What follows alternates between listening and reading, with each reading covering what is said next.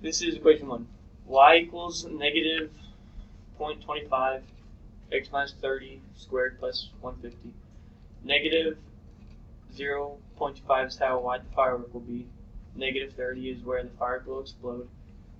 150 is the height of the firework, and zeros are 5.505 and 54.495. And that's the graph.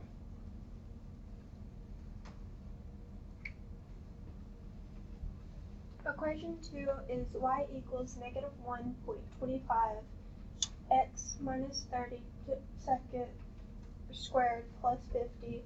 Negative 1.25 is how wide the firework will explode.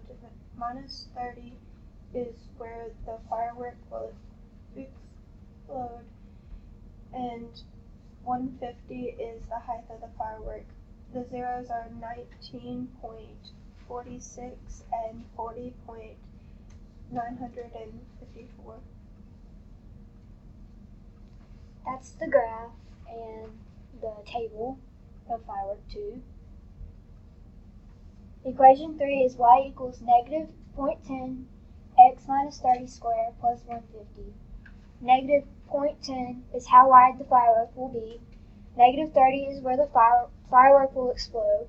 150 is the height of the firework, and the zeros are negative 8.73 and 68.73.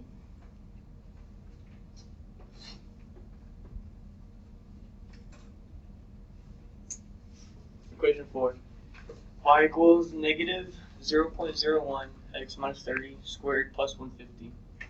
Negative 0.01 is how wide the firework will be. Negative 30 is where the firework will explode. 150 is the height of the firework, and the zeros are negative 92.474 and 152.474. And that's the graph table for